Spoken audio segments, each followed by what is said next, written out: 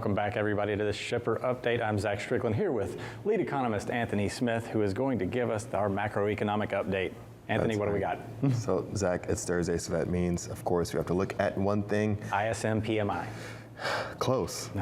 It's IJC.USA, and if you're in Sonar. So it's initial jobs claims, comes out every Thursday, and we have a little bit of an increase. It bumped up by about 11,000 up to 227,000 applicants. So getting closer to that mid 200,000 mark, but it's still below that by a good 20,000. So we're still looking at it on the lower end and right where we want to see it. Of course, you never want to see increases. It's not, where we want to be, but we did see an increase here. We also saw in our next chart, we have continuing claims as well. So these are going to be individuals that have filed for initial jobs claims on a week-to-week basis. They're continuing to file for unemployment benefits.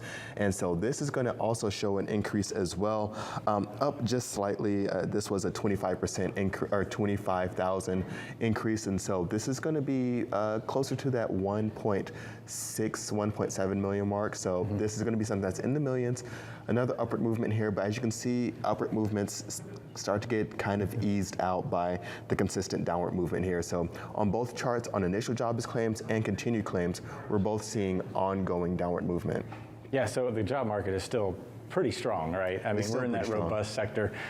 People are able to kind of job hop when they want to, and nobody's getting laid off in mass or anything like that. The gas prices haven't pushed people out of the workspace just yet, right? Not just yet. And so, I mean, that's a great point we were talking about a little bit yesterday, is that when we look into some of these increases in certain areas, especially about interest rates, things like that, what is it going to do to certain businesses that depend on low interest rates because they get a lot of activity?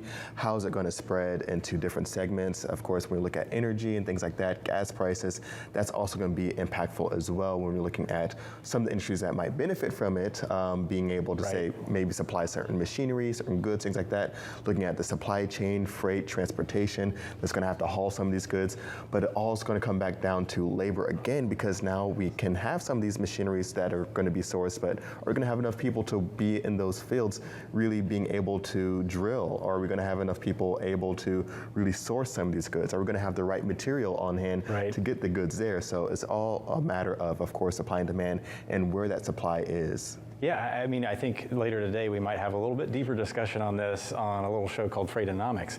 But Craig Fuller wrote an article, our founder there, about how, actually the freight market does well in these type of situations, at least some segments of it for sure. And I think it'll be interesting to see how that interacts with the rest of the economy, because ultimately I think the economy is pulled forward by the consumer, is it not? It is, and so that's going to be one of those things where we have to watch closely. Speaking of the consumer, Zach, we also got another update this morning. In our next chart, we're going to talk to the CPI, the Consumer Price Index, which got updated this morning, and we are at highs that we haven't seen in 40 years. Some of these subcomponents are hitting all-time highs in the rate of growth that we're seeing. Overall, on a year-over-year basis, we're seeing an increase of 7.9%. This latest month increase of 0.8%. And so this is after a 0.6%. So Zach, these are like numbers that you don't typically see on a sequential basis, on a month after month basis, to come to this 7.9% increase on a year-over-year trend. And so looking at that is really telling, because we're talking about the consumer conditions. How able are they going to be to just take on these price increases when you're seeing how much you're paying at the fuel at the pumps, when you're seeing what's going on in grocery stores? It's really going to be telling to see how far these consumers can really push forward with these price increases as we get into the second quarter of the year.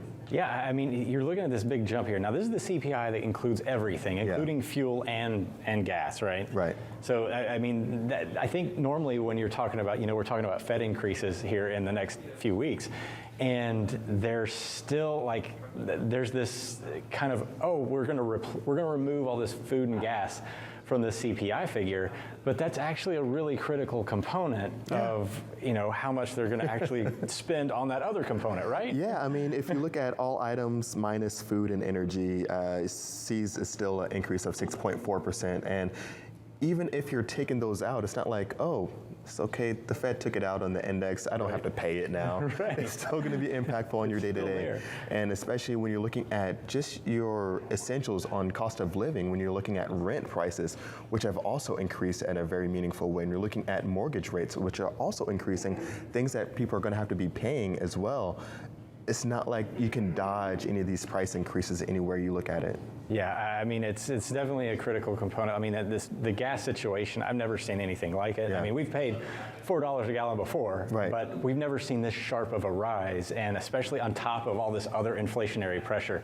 I think it's definitely going to be something where hopefully it's not too long-lived in this environment, because I think in the long run, we all know it's unsustainable. Right, that's exactly right. All right, well, thank you so much, Anthony Smith. We'll toss it back over to Mike and Thomas Wasson to talk about some loaded and rolling.